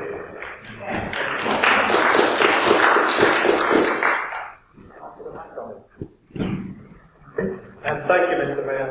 Just a few brief points to big up my portfolio area. Done a lot of good work this year with the budget that we've had.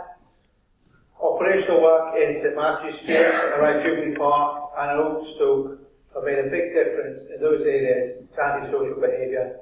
Coupling that with the big nationally acclaimed Reducing the Strength campaign, which has done a good job in the town centre. Not forgetting the longer term causes of antisocial behaviour, Ipswich Borough Council has run 17 parenting courses and also hosted a very successful parenting conference in June, which ran at a small profit. So doubtless it will appear in the Tory budget amendment next year. I still think the single most important thing the borough provides is the CCTV across the whole town, very comprehensive coverage. And if you can go with a few more figures this evening, 334 incidents were recorded, leading to nearly 600 arrests and over 200 penalty notices issued. So very, very effective deterrent, I believe, to crime and antisocial behaviour in the town centre. Going forward into the new year, the budget will allow us to do some work on improving the resilience of council services in the event of emergencies. And clearly, flooding is the one that's on everyone's mind just at the moment. And I hope we never have to put that into action. But clearly, the money in the budget will allow us to do more CCTV. It will allow us to do more CCTV, more working with the police, and more tackling of antisocial behaviour across the town. I very much welcome the budget, Mr. Mayor. Councillor Fisher. Thank you. I want to touch briefly on one of the very many positive issues which come out of this budget, and something which on so many just consensus from all parties here. That's about the Ipswich and Suffolk Credit Union. Anyone who's a ward council will know that financial strain put on people has caused people to go to money lenders. There's the legal ones, which have the unscrupulous, uncapped interest rates, and there's the illegal ones, which you saw a high-profile arrest in North West Ipswich, where the perpetrator had over 200 victims on his book. These people attack the most vulnerable in society. Now, by us, this administration helping the Ipswich and Suffolk Credit Union, we're allowing them to open up a premise in the centre of town to be much more visible, be able to attract more people in and help more people. And this is a great thing that we'll be on going forward. Councillor Ross. Thank you, Mr. Mayor. I'd just like to, first of all, to the democracy dodger. Thank you, Councillor Carl. I always like a good quote from you. Obviously, I know you like 0% council tax almost as much as Colin Noble at the County Council, who was very proud to say he set 0% county tax, 0% district tax. Then he got home to a 19.5% council tax rise by his parish council. And that's happening all over Southwark. There's Tory councils and parish councils put outrageous amounts of tax on their residents, something we can't do in Ipswich. But we have done a lot on this budget still, and I'd like to highlight 2 points on the sporting side. First of all, and this is a bit of a loving from Councillor Terry here, she keeps getting mentioned, she's done some good work on promoting competitive cycling in Ipswich, bringing the Euro cyclocross, and we've continued that work and even improved it further. 2 Tour of Britain visits to Ipswich, the Grand Park with the likes of Cabo and Wigo, the Sportive, the Round the Town race, and also the number of sky rides that are continued through the year, not just the main sky ride, but from our sports centres throughout the year. So good is our relationship with Cycling UK that their promotional video now just features Ipswich and has taken to towns all over the country to show what can be done. So good that one of our neighbouring Tory district councils is now asking us to help with their latest cycling race. And then, closer to home, is ransoms. I do like Councillor Harson, but she is wrong, because libraries have shut in Ipswich. We have no library in North East Ipswich. We used to have a mobile library, but the library service was cut by £120,000. We now no longer have one mobile library stop in the whole of Rushmere or St John's. We have one stop in the whole of North East Ipswich. No surprise, that's in Bixley. So we have no library service. So it's good that we need something else. So it's brilliant that we are reopening Ransoms. Not that it's ever been shut. Sport continues. We'll have a fantastic new change rooms that are now open. And the only argument is which teams will be in the home or away festival. We will build a good pavilion which mainly provides good changing facilities, which will be, in Councillor Devlin will be happy to know, the best sports facility in the town. And the people of Ipswich will be happy.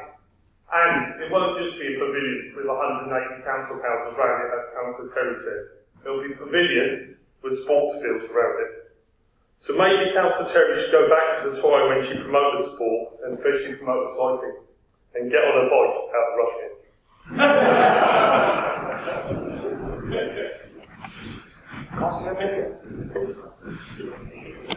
Thank you, Mr. Mayor. In this report, I welcome the following as Deputy Portfolio Holder for housing. First of all, the building of council houses, the first in Ipswich for generation. And I'm pleased that some of those already completed are in my ward. They'll start very soon on the much bigger development on the other side of the town. The largest council housing scheme in the town for 50 years. And putting together a development plan for the future, identifying and working out sites for development over the coming years. I welcome this as we need more houses for rent. The building of houses benefits the local economy and provides jobs. And there's another benefit, higher than expected capital receipts from the sale of council-owned land means less borrowing required, saving hundreds of thousands of pounds from the annual budget. To a considerable extent, this is due to the transfers for the council's house building programme, and therefore I will support the budget. Thank you. Councillor Moores. Thank you, Mr. Mayor. I'm pleased that reference has been made to the Council's housing programme, because that is quite a major plank in our policy, of course. Can I just say, I want to draw attention to one specific issue, which is highlighted in here, but often doesn't get as much publicity as perhaps it deserves, bearing in mind that it has been successful, and that is the success in bringing empty homes back into use in Ipswich. Incentives applied to achieve this have included our provision of funds for renovation grants and are acting as a catalyst to enable housing associations to work with owners of empty properties to make renovation and reoccupation possible or more quickly. But we also have compulsory purchase orders made possible by our earmarking funds for that purpose, and they have also played a part. I would just like to say that compulsory purchase orders are a last resort, but that resort is a means of tackling the issue, but it is as a result of taking that step, together with the incentives. It's a carrot and stick thing. As a result of that, 44 long-term empty homes have been brought back into use, and 24 extra homes will soon be provided following our taking possession of properties at Newnham Court, following many years of those properties being empty. There are other properties, I'm sure we can all perhaps consider and know of these. There are other properties where similar action is being pursued, and I would mention that whilst these procedures are very time consuming and often quite protracted, they are proving effective. They are proving effective thanks to the Council's priorities being reflected in the budgets agreed over the past 3 years. I would finally just like to reiterate, I know we don't all want to stand up and say the same thing, but Councillor Legree endorsed Councillor Ellesmere and Cook's comments about the living wage. I think that's absolutely right, and we should be proud and pleased that we've done that. I fully support that, but I also fully support the intentions and endeavours to get employers contracted to do work for the council to follow suit. Thank you. Anyone else wish to speak? No? Councillor Ellesmere? Thank you, Mr. Mayor. If I could just respond to some of the things that have been said by councillors. Councillor Cann, I'd just like to say I am very glad to see you here tonight. Always enjoy your contributions, though they are increasingly rare. And it is perhaps that slight disengagement that you have with the council nowadays, which maybe explains some of your perplexity as our big ticket items. For instance, you said, what is our strategy around saving money from customer services? Council Leader actually took a report to executive on the 15th of October last year, setting out exactly what our strategy was. You mentioned voluntary severance. Now, again, this has been to the HR committee, but Councillor Cann voluntarily severed the connection of the Liberal Democrats with HR committee when he gave up their place on it. Perhaps if he hadn't, he'd be a bit more aware of what was going on. Now, Councillor Harsons has made these points before about the pipeline that was in place. She mentions Holywells Park. Well, I'm quite happy to say that the work on the Holywells Park lottery bid was started before we took charge. But there was still a lot of work that needed to be done when we took control. It was not ready to go. There was a lot of hard work that's been undertaken to get us to the point that we are. But there were a certain pipeline of things. There were things that were being set in train by the previous administration. Privatising Witton Sports Centre, that was in the pipeline. We killed that one off. Concreting over Kill Meadow, that was another one in the pipeline that we killed off. Getting the unpaid back rent from Ipswich Town Football Club, that was something that was left to us as well that was in the pipeline. And there was a 7-year pipeline of failure of getting single status harmonisation to be implemented. Councillor Harson mentioned the Seven Hills competition from Seven Hills Crematorium. This was something else that was in the pipeline that we inherited. The previous administration had taken the decision to only replace one cremator at our crematorium, thereby condemning our cremation service to a slow decline. That was something else we changed when we took control, and we took out a contract to have 2 cremators. Councillor Carnell, he says he's surprised that I presented the budget. I don't know why he's surprised. I've done it for the last 3 years. What I was surprised about was why Councillor Carnell didn't vote for his own group's amendment, and we didn't hear any explanation about that. He mentions the new homes bonus, and what a good thing that was. Is that why he's opposed to building on St Clements, which would bring us a great deal of new homes bonus? And on single status harmonisation, he's been completely disingenuous. There was no agreement with the national unions which were required when we took control of this council.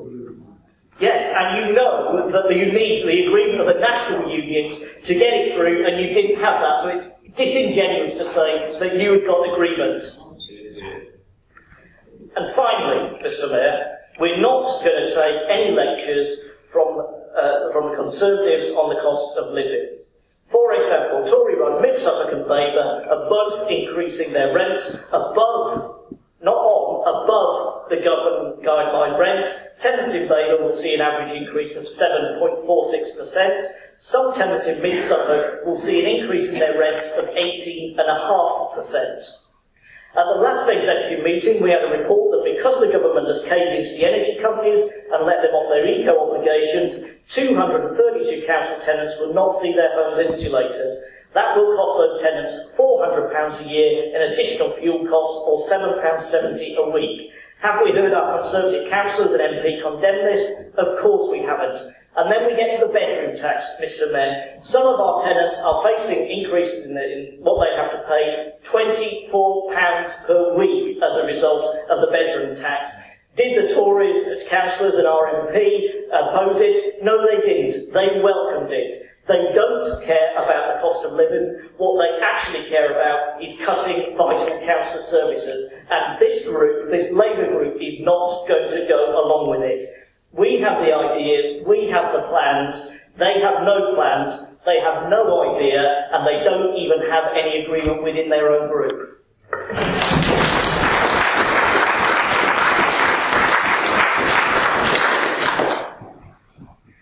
We will now have a recorded vote. This is the vote on the substantive budget proposal. For, against or abstain again, please. Councillor Blake. For. Councillor Cann. Against. Councillor Carnell. Against. Councillor Chisholm. For. Councillor Clark. For. Councillor Connolly. For. Councillor John Cook. For. Councillor Martin Cook. For. Councillor Crane. For. Councillor Deadman. Against. Councillor Ellesmere. For. Councillor Gardner. For. Councillor Gibbs. For. Councillor Goldsmith. Against. Councillor Goonan. For. Councillor Albert Grant. For. Councillor Tracy Grant. For. Councillor Harsent. Yes. Councillor Jones. For. Councillor Kirby. For. Councillor Knowles. For. Councillor Legree. For. Councillor Leader. For. Councillor Lockington. Yes. Councillor McCartney. For. Councillor MacDonald. For. Councillor Martin. For. Councillor Mudek. For. Councillor Moles. For. Councillor Quinton. For. Councillor Rawlinson. For. Councillor Ross. For. Councillor Rudkin. For. Councillor Smart. For. Councillor Chris Stewart. Yes. Councillor Pam Stewart. Yes. Councillor Simpson. For. Councillor Street. Yes. Councillor Terry. Yes. Councillor Wright. For. Councillor Young. Yes. Thank you. That was carried. We now move on to item agenda item 8. List of changes to membership committees, working group, service panels, representative on outside bodies. Are there any changes? Yeah. That concludes the business.